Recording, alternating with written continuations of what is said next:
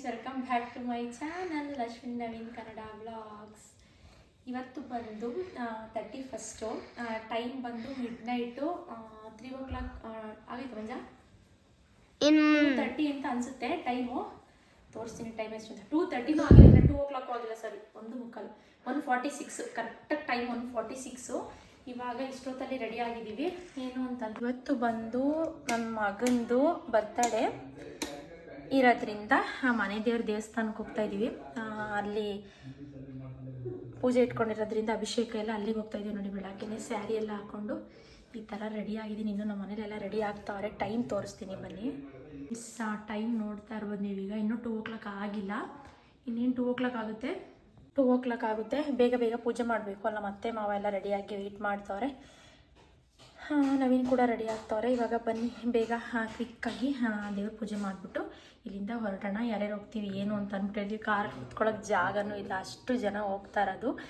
ಏನು ಎತ್ತ ಅಂತ ನಿಮಗೆ ಹೋಗ್ತಾ ಹೋಗ್ತಾ ಗೊತ್ತಾಗುತ್ತೆ. ತೋರಿಸ್ತೀನಿ. ಕಂಪ್ಲೀಟಾಗಿ ಬ್ಲಾಗ್ ಮಾಡಬೇಕು ಅಂತ ಅಂದ್ಕೊಂಡಿದ್ದೀನಿ. ನೋಡೋಣ.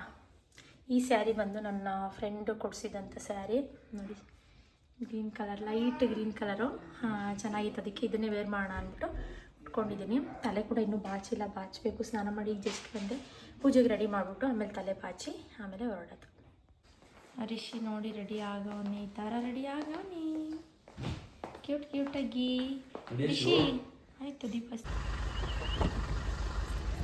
ರೆಡಿ ಮಂಜಾ. ಅಷ್ಟು ಇದೇನಿದು ರಿಷಿ ಲಂಚ್ ಬ್ಯಾಗ್ ಎಲ್ಲ ಇಲ್ಲೇ ಐತಲ್ಲ. ನಾವು ಡ್ಯೂಟಿ ಬರ್ತಾನೆ ಡ್ಯೂಟಿ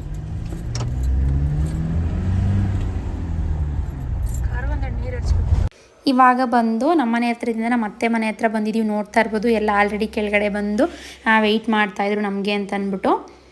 ಇವತ್ತು ಬಂದು ನಾನು ಆಗಲೇ ಹೇಳ್ದಂಗೆ ಎಲ್ಲರೂ ಮನೆ ದೇವ್ರ ದೇವಸ್ಥಾನಕ್ಕೆ ಹೋಗ್ತಾ ಇದ್ದೀವಿ. ಅಲ್ಲಿ ಅಭಿಷೇಕ ಎಲ್ಲನೂ ಇಟ್ಕೊಂಡಿದ್ದು.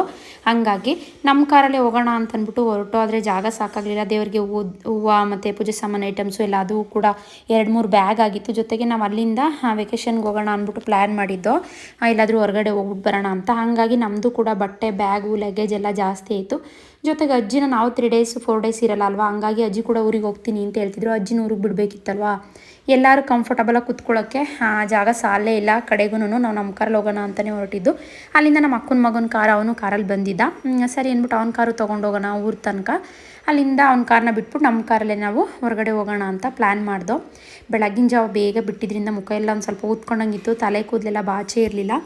ಹಾಗೆ ಜಸ್ಟ್ ಸ್ನಾನ ಮಾಡೋನು ಕ್ಲಿಪ್ ಹಾಕಿ ಬೆಳಗ್ಗೆನೇ ಅಷ್ಟೊತ್ತಿಗೆ ಪೂಜೆ ಮಾಡಿ ಹೋಗ್ತಾಯಿದ್ದೀವಿ. ನೋಡ್ತಾ ಇರ್ಬೋದು ಇನ್ನೂ ಫುಲ್ಲು ಕತ್ಲೆ ಇತ್ತು. ಇವಾಗ ಬಂದು ಮೊದಲನೇದಾಗಿ ನಾವು ಯಾರೆಲ್ಲ ಹೋಗ್ತಾ ಇದ್ದೀವಿ ಅಂತಂದರೆ, ಈ ಕಾರಲ್ಲಿ ಬಂದು ನಾನು ಮತ್ತು ನವೀನ್, ಜೊತೆಗೆ ಅವರ ಅಕ್ಕ, ನಮ್ಮಮ್ಮ ಮತ್ತು ಅವ್ರ ಅಕ್ಕನ ಮಗಳು, ಇಷ್ಟು ಜನ ನಮ್ಮ ಕಾರಲ್ಲಿ ಹೋಗ್ತಾ ಇದ್ದೀವಿ. ಇನ್ನು ನಮ್ಮ ಅಕ್ಕನ ಮಗ, ನಮ್ಮ ಅತ್ತೆ ಮಾವ, ನಮ್ಮ ರಿಷಿ, ನವೀನ್ ಅವ್ರ ಅಕ್ಕನ ಮಗಳು ಚಿಕ್ಕವಳು, ಇಷ್ಟು ಜನ ಇನ್ನೊಂದು ಕಾರಲ್ಲಿ ಹೋಗ್ತಾ ಇದ್ದಾರೆ. ನೋಡ್ತಾ ಇರ್ಬೋದು. ರಿಷಿ ಅಂತೂ ಅವನಿಗೆ ಓವರ್ಟೇಕ್ ಮಾಡ್ಕೊಂಡು ಹೋಗಂಗೆ ಇಲ್ಲ, ಹತ್ತೇ ಬಿಡ್ತಾನೆ ಅವನು ಯಾವ ಕಾರಲ್ಲಿ ಹೋಗ್ತಾ ಇರ್ತಾನೆ ಆ ಕಾರೇ ಫಾಸ್ಟ್ ಹೋಗ್ಬೇಕು, ಈ ಥರ ಒಂದು ಚೇಷ್ಟೆನ ಮಾಡ್ತಾನೆ. ನೋಡ್ತಾ ಇರ್ಬೋದು. ರೋಡೆಲ್ಲ ಪೂರ್ತಿ ಖಾಲಿಯಾಗಿತ್ತು, ಪ್ರಶಾಂತವಾಗಿತ್ತು. ಹಾಗೆ ನಾವು ಕಾರಲ್ಲಿ 2 ಕಾರಲ್ಲಿ ಹಿಂದೆ ಮುಂದೆ ಈ ಥರ ಹೋಗ್ಕೊಂಡು ಹೋಗ್ತಾ ಇದ್ದೀವಿ. ಇವಾಗ ಫಸ್ಟು ಬಂದು ನಾವು ಮನೆ ದೇವ್ರ ದೇವಸ್ಥಾನಕ್ಕೆ ಬಂದೋ. ಇವತ್ತು ಬಂದು December 31st, ಇವತ್ತು ನನ್ನ ಮಗ ಹುಟ್ಟಿದ ದಿನ. ಹಾಗಾಗಿ ಅಭಿಷೇಕ ಮಾಡಿಸೋಣ ದೇವರಿಗೆ ಅಂತಂದ್ಬಿಟ್ಟು, ಚೆನ್ನಾಗಿರುತ್ತಲ್ವ ಅಂತಂದ್ಬಿಟ್ಟು ಈ ಥರ ಪ್ಲ್ಯಾನ್ ಮಾಡ್ದೋ ನಾವು. ಸರಿ ಅಂತಂದ್ಬಿಟ್ಟು ಬೆಳಗ್ಗೆ ಬೇಗನೆ ಬರಬೇಕಲ್ವ, ಅಭಿಷೇಕ ಎಲ್ಲ ಇದ್ದರೆ 4 o'clockಗೆ ಬನ್ನಿ ಅಂತ ಪುರೋಹಿತರು ಹೇಳಿದರು. 4 ಗಂಟೆಗೆಲ್ಲ ನೀವು ಇಲ್ಲಿ ಇರಬೇಕು ಅಂತ. ನಾವು ಅದಕ್ಕೂ ಸ್ವಲ್ಪ ಬೇಗನೆ ರೀಚ್ ಆದೋ ಅಂತಲೇ ಹೇಳ್ಬೋದು. ಇನ್ನೂ ದೇವಸ್ಥಾನಕ್ಕೆ ಯಾರೂ ಬಂದಿರಲಿಲ್ಲ. ಇಲ್ಲಿ ಆಚೆಗಡೆ ಎಲ್ಲ ಏನು ನೋಡಿದ್ರು ಅವರೆಲ್ಲ ಹರಕೆ ಮಾಡಿಕೊಂಡು ಅಲ್ಲೇ ಒಂದು ರಾತ್ರಿ ಉಳ್ಕೊಳ್ಳೋಕ್ಕೆ ಅಂದ್ಬಿಟ್ಟು ಅಲ್ಲೇ ಮಲಗಿದ್ರು. ನಾವು ಬರೋಷ್ಟೊತ್ತಿಗೆ ಅವಾಗ ತಾನೇ ದೇವಸ್ಥಾನದ ಒಳಗಡೆ ಗರ್ಭಗುಡಿ ಎಲ್ಲ ಕ್ಲೀನ್ ಮಾಡ್ತಾಯಿದ್ರು. ಇನ್ನು ಮೇಯ್ನ್ ಪೂಜಾರಿ ಇರ್ತಾರಲ್ಲ, ಅವರು ಬಂದಿರಲಿಲ್ಲ. ಹಾಗೆ ನಾವು ತಂದಿಟ್ಟಿರೋವಂಥ ಐಟಮ್ಸ್ನೆಲ್ಲ ತೆಗೆದು ಇದನ್ನೆಲ್ಲ ತೆಗೆದು ಸಪ್ರೇಟ್ ಮಾಡಿದ್ರು. ಚಳಿ ಅಂತೂ ಯಾವ ರೇಂಜ್ ಇತ್ತು ಅಂದರೆ ಅಷ್ಟು ಚಳಿ ಇತ್ತು. ಬೆಳಗ್ಗೆ ಸ್ನಾನ ಮಾಡೋಕ್ಕೂ ಕೂಡ ಆಗ್ತಾ ಇರಲಿಲ್ಲ, ಅಷ್ಟು ಚಳಿ ಇತ್ತು. ಹಂಗಾದ್ರೂ ಸ್ಯಾರಿ ಹಾಕೊಂಡು ಅದ್ರ ಮೇಲೆ ಸ್ವೆಟರ್ ಏನು ಹಾಕೊಳ್ಳೋದಲ್ವಾ ಅಂತಂದ್ಬಿಟ್ಟು ಹಾಕೊಳ್ಳಿಲ್ಲ, ಹಂಗೆ ಬಂದು. ಇವಾಗ ನೋಡ್ತಾ ಇರ್ಬೋದು ದೇವಸ್ಥಾನದಲ್ಲಿ ಪುರೋಹಿತರು ಕೂಡ ಬಂದರು. ನಾನು ಅಲ್ಲೂ ಒಂದು ಕ್ಲಿಪ್ಪಿಂಗ್ನ ತೊಗೊತಾ ಇದ್ದೀನಿ. ನೋಡ್ತಾ ಇರ್ಬೋದು. ಫೇಸ್ ಎಲ್ಲ ಸ್ವಲ್ಪ ಡಲ್ಲಾಗಿತ್ತು, ನಿದ್ದೆ ಸರಿ ಆಗಿರಲಿಲ್ಲ. ಅರ್ಜೆಂಟ್ ನೆನ್ನೆ ಎಲ್ಲ ಬೇರೆ ನಾನು ನಮ್ಮ ಅತ್ತೆ ಇಬ್ಬರೂ ಮಾರ್ಕೆಟ್ಗೆ ಹೋಗಿದ್ದೋ ಹೂನೆಲ್ಲ ತರೋಕ್ಕೆ ಅಂತ ಅಂದ್ಬಿಟ್ಟು. ಜಾಸ್ತಿ ಹೂನೆಲ್ಲ ಬರೆದಿರ್ತಾರಲ್ವ, ಅದೆಲ್ಲ ಮತ್ತೆ ಇಲ್ಲಿ ಸೆಟ್ ಆಗಲ್ಲ ಅಂದ್ಬಿಟ್ಟು ತರೋಕ್ಕೆ ಅಂತದೋ. ಇವರೇ ನೋಡಿ ಮೇಯ್ನು ಪೂಜಾರಿ ಅಂತಾರಲ್ಲ ಪುರೋಹಿತರು, ಅವರು. ಇವಾಗ ಇಲ್ಲಿ ಬಂದು ಪ್ರಸಾದಕ್ಕೆ ನೈವೇದ್ಯಕ್ಕೆ ಬೇಕಲ್ವಾ, ಪ್ರಸಾದ ಮಾಡೋಕ್ಕೆ ಹೇಳಿದರು ಅಂದ್ಬಿಟ್ಟು ಅದನ್ನು ಐಟಮ್ಸ್ ಎಲ್ಲ ನಾವು ಇಲ್ಲೇ ತಂದಿದ್ದೋ. ಫ್ರೆಶಾಗಿ ಇಲ್ಲೇ ಮಾಡೋಣ ಅಂದ್ಬಿಟ್ಟು ಅವಲಕ್ಕಿ ಪ್ರಸಾದ ಮಾಡ್ತಾಯಿದ್ದಾರೆ. ರಿಷಿ ನೋಡಿ ತೀಟೆ ಮಾಡ್ತಾ ಇದ್ದಾನೆ.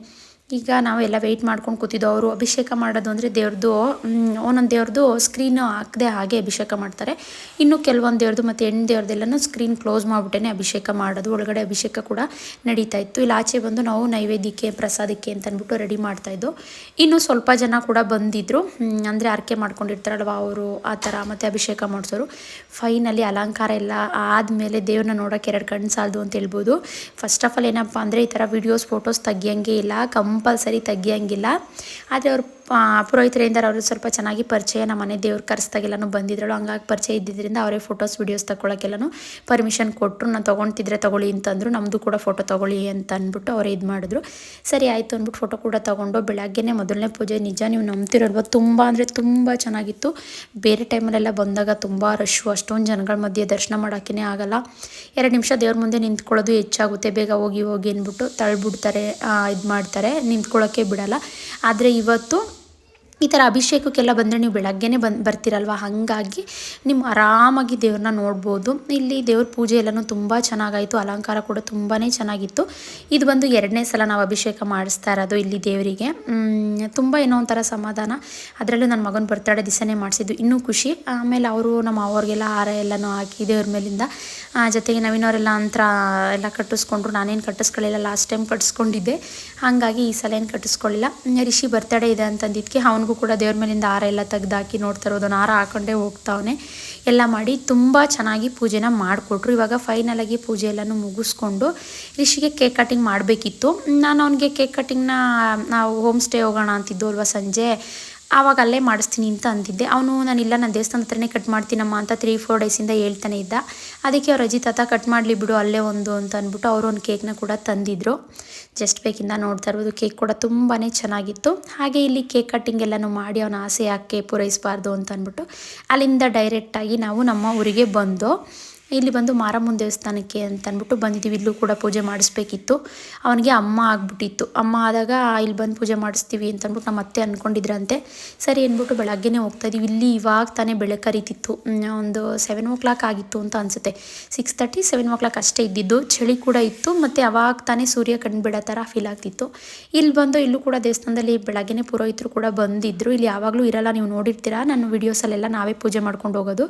ನಮ್ಮ ಅದೃಷ್ಟಕ್ಕೆ ಇಲ್ಲೂ ಕೂಡ ಪುರೋಹಿತರಿದ್ದರು. ಹಾಗೆ ಪೂಜೆ ಸಾಮಾನೆಲ್ಲ ಕೊಟ್ಟು ಪೂಜೆ ಮಾಡಿಸ್ಕೊಂಡು ಅಲ್ಲಿಂದ ಬಂದು ನಾವು ನಮ್ಮ ಮನೆ ಹತ್ರ ಡ್ರೆಸ್ ಚೇಂಜ್ ಮಾಡಿಕೊಂಡು, ಇಲ್ಲಿ ನಮ್ಮ ಮನೆ ಅಪೋಸಿಟೇ ನಮ್ಮ ರಿಲೇಷನ್ನೇ ಆಗಬೇಕು, ಅವ್ರ ಮನೆ ಇದೆ, ಅಲ್ಲೇ ಬಂದು ಡ್ರೆಸ್ ಚೇಂಜ್ ಎಲ್ಲ ಮಾಡಿಕೊಂಡು ನಾನು ಡ್ರೆಸ್ನ ನೋಡಿ ನಮ್ಮ ಮನೆಯವರೆಲ್ಲ ಏನಿದು ಹಿಂಗೈತೆ ಅಂತ ಅಂದ್ಬಿಟ್ಟು ಒಂಥರ ಆಶ್ಚರ್ಯ ಪಡ್ತಾಯಿದ್ರು. ನನಗೆ ತುಂಬ ಚೆನ್ನಾಗಿ ಕಾಣಿಸ್ತಿತ್ತು ಅಂತ ಅನ್ನಿಸ್ತು. ನನಗೆ ತುಂಬ ಇಷ್ಟ ಆಯಿತು. ಡ್ರೆಸ್ಸು ತುಂಬ ಸಾಫ್ಟಾಗಿ ಕಂಫರ್ಟಬಲ್ ಆಗಿತ್ತು ಅಂತ. ಅವರು ಕೂಡ ಇಲ್ಲಿ ನಮಗೆ ಕಾಫಿ ಟೀ ಎಲ್ಲನೂ ಮಾಡಿಕೊಟ್ರು. ಬೆಳಗ್ಗೆ ನಾವೆಲ್ಲೂ ಕಾಫಿ ಕುಡ್ದಿರಲಿಲ್ಲ ಅಲ್ವಾ, ಎಲ್ಲರಿಗೂ ಕಾಫಿ ಮಾಡಿ ಕೊಟ್ಟರು. ನಾನು ನಮ್ಮ ಅತ್ತೆ ಮಾತಾಡ್ಕೊಂಡು ಕುಡಿತಾ ಇದ್ದೀವಿ. ನಮ್ಮ ಅತ್ತೆ ನನ್ನ ಡ್ರೆಸ್ ಬಗ್ಗೆನೇ ಕಮೆಂಟ್ ಮಾಡ್ತಾಯಿದ್ರು. ಸರಿ ಅಂತಂದ್ಬಿಟ್ಟು ಇನ್ನೂ ಕೆಲವರೆಲ್ಲ ಆಚೆ ಬಿಸಿಲು ಕಾಯಿಸೋಣ ಅಂದ್ಬಿಟ್ಟು ನಿಂತಿದ್ರು.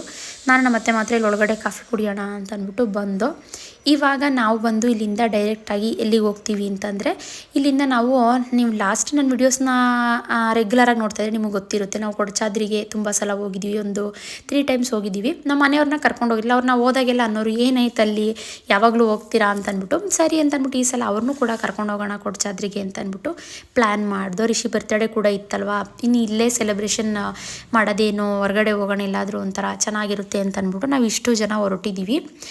ಇವಾಗ ಮಂಜುನ ಕಾರ್ ಕೂಡ ಅಲ್ಲೇ ನಾವು ಬಿಟ್ಟು ನಮ್ಮ ಕಾರಲ್ಲೇ ಎಲ್ಲರೂ ಅಡ್ಜಸ್ಟ್ ಮಾಡ್ಕೊಂಡು ಹೋಗೋಣ ಅಂತ ಹೊರಟು ಇಲ್ಲೇ ಬರ್ತಾ ಚಂದ್ರಪಟ್ಟಣದಲ್ಲಿ ಟಿಫನ್ಗೆ ಅಂತಂದ್ಬಿಟ್ಟು ನಿಲ್ಲಿಸ್ತೋ. ಇಲ್ಲಿ ಕೂಡ ತುಂಬ ಚೆನ್ನಾಗಿತ್ತು ಟಿಫನ್ನು. ಇಲ್ಲಿ ಟಿಫನ್ ಎಲ್ಲನೂ ಮುಗಿಸ್ಕೊಂಡು ನಮ್ಮ ಜರ್ನಿನ ಕಂಟಿನ್ಯೂ ಮಾಡ್ದೋ. ಇದು ಬಂದು ಕೊಡಚಾದ್ರಿ ಇರೋದು ಬಂದು ನಿಮಗೆ ಶಿವಮೊಗ್ಗ ಸೈಡ್ ಬರುತ್ತೆ. ಇದು ಕೊಡಚಾದ್ರಿ ಬಂದು ಇಲ್ಲಿ ಹಾಗೆ ಆನ್ ದ ವೇ ನಮ್ಮ ಅತ್ತೆ ಇದ್ದಾರಲ್ಲ, ಅವ್ರ ಸಿಸ್ಟರ್ದು ಮನೆ ಇತ್ತು. ಅವರು ಕೂಡ ಫೋನ್ ಮಾಡಿದರು ಬನ್ನಿ ಅಂತ ಅಂದ್ಬಿಟ್ಟು. ಸರಿ ಇನ್ನೇನು ಹಾಗೆ ಹೋಗ್ಬಿಟ್ಟು ಹೋಗೋಣ ಅಂತ ಪ್ಲ್ಯಾನ್ ಮಾಡಿ ಹೋಗ್ತಾಯಿದ್ವಿ. ನೋಡ್ತಾ ಇರ್ಬೋದು ನಮ್ಮ ಅತ್ತೆ ಮಾವನೆಲ್ಲ ಹಿಂದೆ ಕೂರಿಸ್ಬಿಟ್ಟಿದ್ದೀವಿ. ಜಾಗ ಫುಲ್ಲು ಸಾಲ್ಟೇಜ್ ಫ್ರೆಂಡ್ಸ್.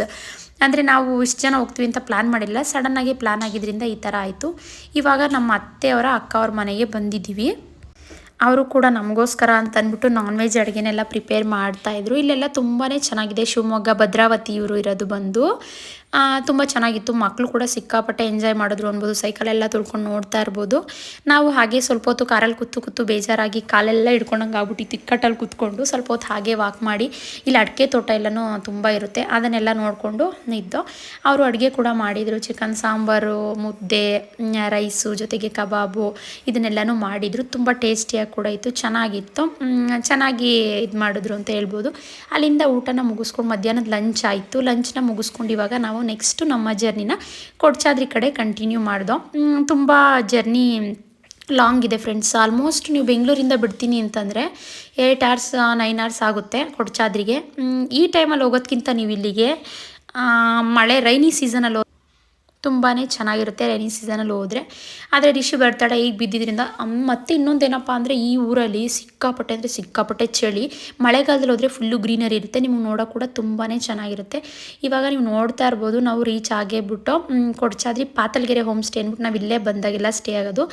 ತುಂಬ ಚೆನ್ನಾಗಿ ನೋಡ್ಕೊತಾರೆ ಅಂತಲೂ ನಾವು ಬಂದಾಗೆಲ್ಲನೂ ಇಲ್ಲೇ ಸ್ಟೇ ಆಗ್ತೀವಿ. ತುಂಬ ಚೆನ್ನಾಗಿರುತ್ತೆ. ನೀವು ಯಾರಾದರೂ ಬಂದರೆ ಪಾತಲ್ಗೆರೆ ಹೋಮ್ ಸ್ಟೇ ಅಥವಾ ಭಟ್ರು ಹೋಮ್ ಸ್ಟೇ ಅಂತಲೂ ಕೂಡ ಹೇಳ್ತಾರೆ.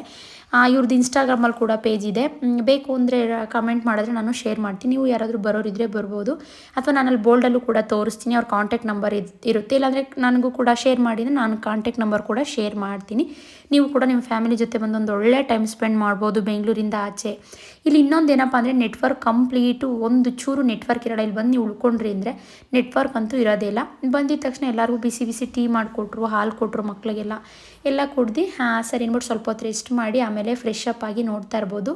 ಈವ್ನಿಂಗು ಸ್ವಲ್ಪ ಡ್ಯಾನ್ಸು ಇದೆಲ್ಲನೂ ಮಾಡೋಣ ಅಂತ ಅಂದ್ಬಿಟ್ಟು ಫೈರ್ ಕ್ಯಾಂಪ್ ಎಲ್ಲನೂ ಹಾಕ್ತಾರೆ, ಚೆನ್ನಾಗಿರುತ್ತಲ್ವ ಅಂದ್ಬಿಟ್ಟು ಬಂದು ರಿಷಿನ ನೋಡ್ತಾ ಇರ್ಬೋದು. ಅವನು ಒಳ್ಳೆ ಕುರಿ ಮರಿ ಥರ ಕಾಣಿಸ್ತಾ ಇದ್ದ, ಫುಲ್ಲು ಪ್ಯಾಕ್ ಮಾಡಿಬಿಟ್ಟಿದ್ದೆ, ವೈಟ್ ಕಲರ್ ಸ್ವೆಟರ್ ಹಾಕಿ, ತುಂಬ ಚಳಿ ಇರುತ್ತೆ ಅಂದ್ಬಿಟ್ಟು.